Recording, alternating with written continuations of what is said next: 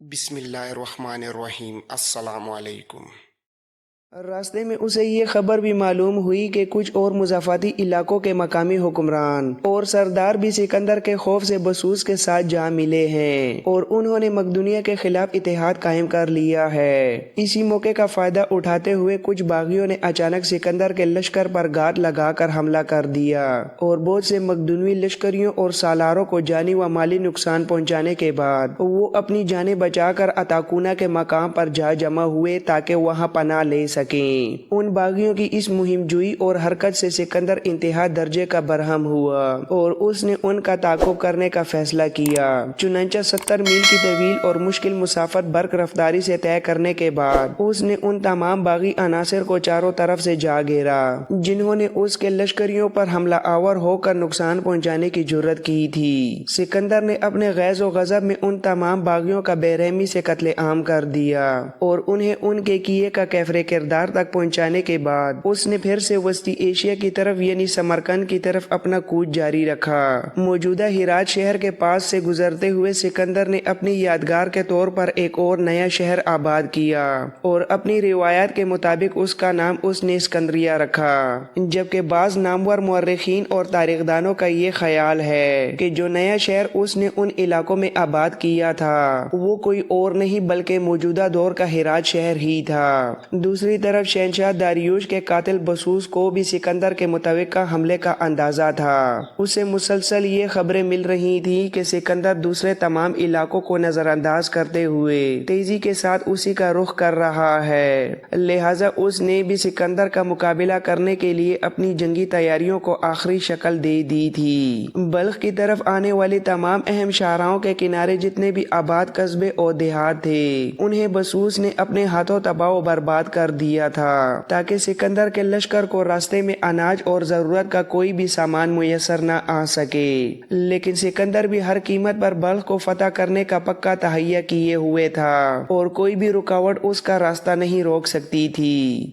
بلخ پر فیصلہ کن چڑھائی کرنے کے لیے سکندر کابل کے شمالی جانب سے پیش قدمی کرتا ہوا کوہ ہندوکش کے انتہائی دشوار درہ پنشیر میں داخل ہو گیا۔ اس کٹھن راستے پر یونانی لشکر کو شدید بھوک پیاس، ہڈیوں کو جما دینے والی برفباری اور جان لیوا بیماریوں غرض کے طرح طرح کی ہولناک تکلیفیں اور صعوبتیں اٹھانی پڑیں، مگر ان کے قدم آگے ہی بڑھتے رہے۔ آخرکار بغیر کسی مزاحمت کے سکندر اپنے لشکر کے ساتھ بلخ کی حدود میں داخل ہونے میں کامیاب ہو ہی گیا، جو زرتشت کا وطن ہونے کی وجہ سے ایرانیوں کے لیے ایک متبرک اور مقدس مقام تھا۔ یہاں پہنچ کر سکندر نے کچھ عرصہ بلخ کے قریب واقع ایک تاریخی شہر درابساکا میں قیام کیا تاکہ تھکے ہارے لشکر کو کچھ آرام مل سکے اور پھر وہ ایک نئی توانائی کے ساتھ آگے بڑھا۔ اب اس کے سامنے ان علاقوں کا سب سے بڑا اور بکھرا ہوا دریا جیہوں تھا جسے عبور کر کے ہی سکندر کو بلخ کے مرکزی حصوں کی طرف جانا تھا۔ اس موقع پر دریائے جیہوں میں جتنی بھی کشتیاں موجود تھیں انہیں بسوس نے پہلے ہی جلا کر راکھ کر دیا تھا تاکہ یونانی فوج دریا پار نہ کر سکے، اور اس کے علاوہ ان علاقوں میں پل بنانے کے لیے لکڑی بھی بڑی کمیاب تھی۔ ان وجوہات کی بنا پر اس مقام پر دریائے جیہوں پر عارضی پل بنانا بھی ناممکن ہو چکا تھا۔ سکندر نے ایک حکمت عملی اپنائی اور جانوروں کی کھالوں میں سوکھی گھاس بھروا کر ان سے تیرنے والی کشتیوں کا کام لیا۔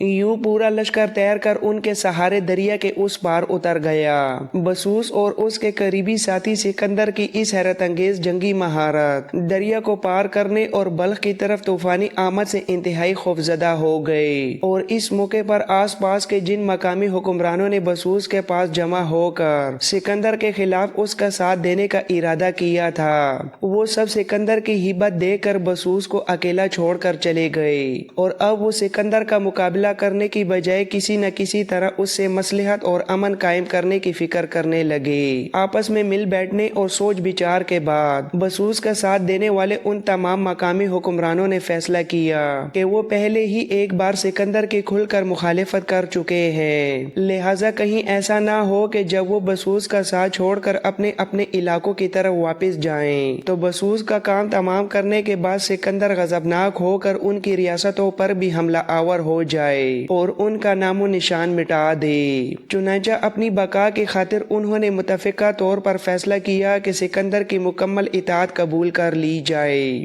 اس پر سکندر کا بھروسہ جیتنے کے لیے انہوں نے یہ چال چلی کہ بسوس کو خود گرفتار کر کے سکندر کے سامنے پیش کر دیا جائے تاکہ ان کی اس وفاداری سے سکندر خوش ہو جائے اور ان کے پچھلے تمام گناہ معاف کر دے۔ جب ان حکمرانوں نے بسوس کو زنجیروں میں جکڑ کر سکندر کے سامنے پیش کیا تو سکندر نے ان مقامی حکمرانوں کو تو معاف کر دیا، لیکن داریوش کے غدار قاتل بسوس کو محافظ دستوں کی نگرانی میں اکبتانہ یعنی ہمدان کی طرف روانہ کر دیا، جہاں بعد میں مقامی لوگوں نے شہنشاہ سے غداری اور بغاوت کے جرم میں بسوس کو عبرتناک طریقے سے پھانسی پر لٹکا کر اس کا خاتمہ کر دیا۔ اس کے بعد جب فاتح لشکر بلخ شہر میں داخل ہوا تو وہاں سے سکندر کو انتہائی عمدہ اور اعلیٰ نسل کے جنگی گھوڑے ملے جنہیں مستقبل کی عسکری مہمات کے لیے استعمال کیا جا سکتا تھا۔ بلخ کو پوری طرح فتح کرنے اور وہاں اپنے قدم جمانے کے بعد سکندر نے ایک بار پھر آگے کی طرف پیش قدمی شروع کی اور وسطی ایشیا کے عظیم شہر سمرقند کو فتح کر کے اس پر اپنا پرچم لہرا دیا۔ سمرقند میں قیام کے دوران سکندر کو تاریخ دانوں سے یہ اہم اطلاع ملی کہ ماضی میں ایران کے عظیم بادشاہ کوروش اعظم نے اپنی فتوحات کے دائرے کو سمرقند سے بھی کہیں آگے تک پھیلایا تھا۔ چنانچہ کوروش اعظم کی اسی پیروی اور اس سے آگے نکلنے کے شوق میں سکندر بھی دور شمال تک اپنی فتوحات کا سلسلہ بڑھانے کے لیے بے چین ہو گیا اور وہ پورے جو جلال کے ساتھ مشرق کی طرف بڑھا۔ اپنے لشکر کے ساتھ کچھ دن تک اس نے دریائے سیہون کے کناروں پر قیام کیا، پھر اپنی روایت کو برقرار رکھتے ہوئے وہاں بھی اپنے نام پر سکندریہ نام کا ایک نیا اور خوبصورت شہر بسایا جسے آج کے دور میں خجن کے نام سے پکارا جاتا ہے۔ یہاں سے سکندر نے مزید آگے کی طرف پیش قدمی شروع کی اور ایسے وسیع علاقے میں پہنچ گیا جسے قدیم زمانے میں دریا ایک کہہ کر پکارا جاتا تھا۔ اس سے مراد وہ خوفناک صحرا تھا جسے آج کل قزل کم کے نام سے جانا جاتا ہے۔ اس وقت سکندر اپنے لشکر کے ساتھ زمین کے انتہائی بلند حصوں سے گزرتا ہوا شمالی جانب موجود تھا جسے کوئی ہندو کش کا پہاڑی سلسلہ پکارا جاتا ہے۔ یہاں پہنچ کر سکندر کو معلوم ہوا کہ ان سرحدی علاقوں پر شمال کے وحشی قبائل متواتر حملہ آور ہوتے رہتے ہیں، اس لیے مفتوحہ علاقوں کے استحکام اور دفاع کا مضبوط بندوبست ہونا بہت ضروری ہے۔ مقامی لوگوں نے سکندر کو بتایا کہ شمالی طرف سے جو وحشی حملہ آور یہاں آتے ہیں وہ اصل میں سیتھن یعنی سیتھیائی ہیں اور بے دردی سے قتل و غارت گیری کرنا ان کا پیشہ اور زندگی کا مقصد ہے۔ سکندر نے جب ان شمالی علاقوں کا گہری نظر سے جائزہ لیا تو اسے سیتھن سواروں کی عسکری چوکیاں دور شمال میں بنی دکھائی دیں۔ ان جنگجو سیتھن سواروں کی تلواریں غیر معمولی طور پر لمبی اور کمانیں عجیب و غریب طریقے سے مڑی ہوئی ہوتی تھیں۔ وہ دریا کے اس پار اپنے تیز رفتار گھوڑے دوڑاتے پھرتے اور ساتھ ہی جب دریا کے جنوب میں یونانی فوجیوں کو چوکسی کرتے دیکھتے تو بڑی حقارت سے ان کا مذاق اڑاتے اور اونچی آواز میں ان کی ہنسی اڑاتے۔ ابتدا میں سکندر کا خیال تھا کہ ان وحشیوں کی تعداد بہت کم ہے اور بہت جلد اپنی جنگی مہارت سے انہیں اپنے سامنے زیر کر لے گا، لیکن دیکھتے ہی دیکھتے آہستہ آہستہ دریا کے اس پار ان خطرناک جنگجوؤں کی تعداد بڑھتی چلی گئی اور وہاں ایک مجمع اکٹھا ہو گیا۔ سکندر ان پر فیصلہ کن حملہ کرنے کے لیے حکمت عملی تیار کر رہا تھا کہ اچانک اسے اطلاع ملی کہ سمرقند میں سکندر نے جو یونانی لشکر وہاں کی حفاظت کے لیے متعین کیا تھا اس پر سٹپاما نامی ایک شخص نے اچانک حملہ کر دیا ہے اور اپنی جانیں بچانے کے لیے سکندر کے اس لشکر کو سمرقند کے قلعے میں محصور ہونا پڑ گیا ہے۔ یہ سٹپاما اصل میں ایک ایرانی رئیس تھا جو ماضی میں ایرانی لشکر کے شاہی دستوں میں شامل رہ چکا تھا۔ سٹپاما نے اس بلند سطح مرتفع کی تمام بکھری جنگی قوتوں کو دوبارہ بیدار کر کے اپنے پاس جمع کر لیا تھا۔ یہی نہیں بلکہ وہ مزید شمالی علاقوں سے کچھ وحشی قبائل کو بھی اپنے ساتھ ملانے میں پوری طرح کامیاب ہو گیا تھا، اور سب سے حیرت انگیز بات یہ تھی کہ وہ یونانیوں کے خلاف خود یونانیوں ہی کے جنگی طریقے استعمال کر رہا تھا۔ اب اچانک اس ایرانی سالار نے اپنی پوری طاقت کے ساتھ سمرقند پر حملہ کر کے سکندر کو ایک مشکل امتحان میں مبتلا مبتلا کر کے رکھ دیا تھا۔ ان حالات میں اگر سکندر اپنے لشکر کے ساتھ واپس جنوب کی طرف مڑتا تاکہ سٹپاما پر پوری قوت سے حملہ آور ہو کر اس سے سمرقند کا قلعہ خالی کرائے تو اسے شمال کی طرف سے یہ خطرہ لاحق تھا کہ وحشی قبائل دریا پار کر کے پیچھے کی جانب سے حملہ کر دیں گے اور اس کے لشکر کا بے دردی سے قتل عام کر دیں گے، اور اگر وہ اس کے برعکس جنوب کو نظر انداز کر کے صرف شمال کی طرف ان پر حملہ آور ہوتا تو یہ خدشہ بھی موجود تھا کہ کہیں سٹپاما سمرقند سے نکل کر یونانی فوج کی پیٹھ پر وار نہ کر دے۔ اس وقت سٹپاما کی نسبت سکندر اور اس کے لشکری ان اجنبی سیتھنوں کی طرف سے نفسیاتی طور پر زیادہ خوفزدہ دکھائی دے رہے تھے۔ انہوں نے اپنی آنکھوں سے دیکھا کہ ان کی حیثیت کسی عجیب الخلقت افسانوی مخلوق جیسی تھی جو پہاڑوں اور صحراؤں کی بھول بلندیوں میں گات لگائے بیٹھے یونانیوں ہی کے منتظر تھے۔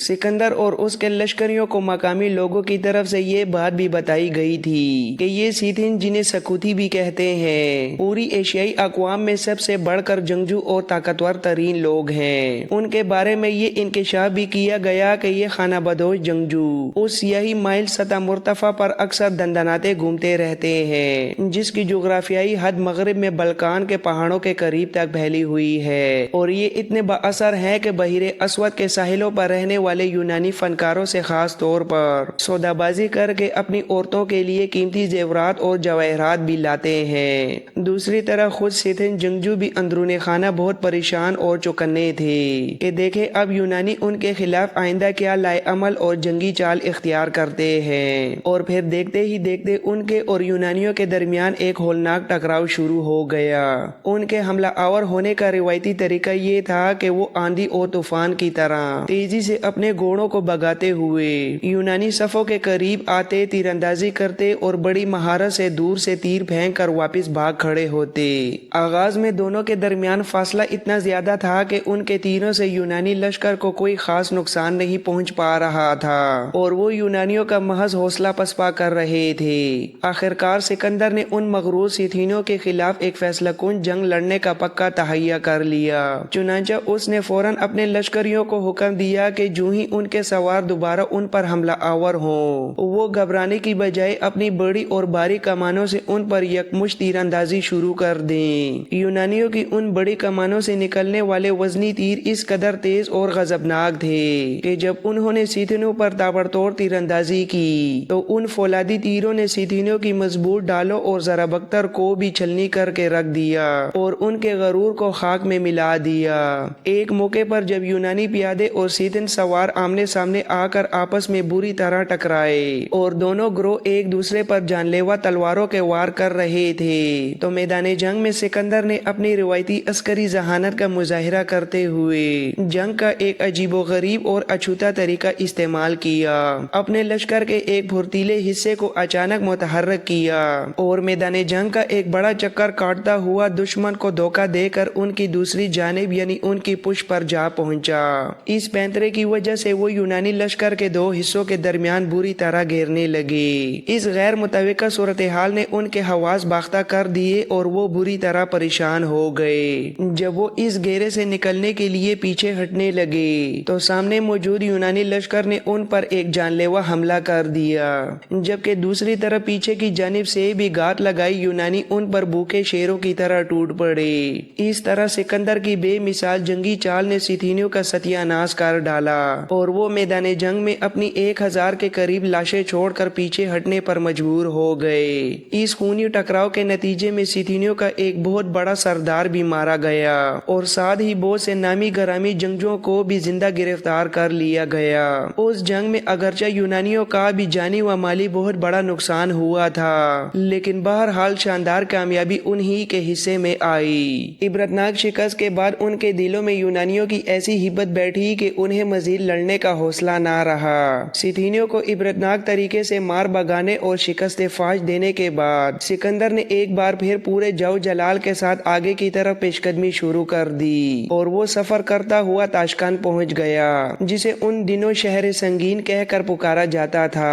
اب سیتھینیوں کو بھی یقین ہو گیا تھا کہ سکندر ان علاقوں کو عارضی طور پر فتح کر کے یہاں سے واپس جانا نہیں چاہتا بلکہ وہ یہاں مستقل طور پر ٹھہرنے اور اپنی حکومت قائم کرنے کا خواہش مند ہے۔ ہے، لہٰذا اپنی بقا کی خاطر انہوں نے فوری طور پر اپنے چند اعلیٰ سفارتی نمائندے بھیج کر سکندر کے ساتھ امن کا معاہدہ کر لیا اور صلح کی درخواست پیش کی۔ اب اپنے سامنے موجود دو بڑی دشمن قوتوں میں سے ایک کو تو سکندر نے اپنے سامنے گھٹنے ٹیکنے پر مجبور کر دیا تھا۔ ستینوں کی طرف سے اپنے آپ کو مکمل طور پر محفوظ اور بے خوف کرنے کے بعد سکندر نے اپنی تمام تر توجہ اس ایرانی سالار سٹپاما پر مرکوز کرنے کا عزم کر لیا جس نے سمرقند میں اودھم مچا رکھا تھا۔ لیکن سٹپاما کی بدقسمتی دیکھیے کہ اس کے ساتھ جو مقامی لشکر اور قبائل کام کر رہے تھے، جب انہیں یہ یقین ہو گیا کہ اگر سکندر نے شمال کے ان ویشیوں کو بھی اپنے سامنے زیر کر لیا ہے اور انہوں نے بھی سکندر کے آگے ہتھیار ڈال کر صلح کر لی ہے، تو اس صلح کے بعد سکندر جب پوری قوت کے ساتھ واپس پلٹے گا تو وہ سٹپاما کے ساتھ ساتھ ان سب کو بھی بے دردی سے موت کے گھاٹ اتار دے گا۔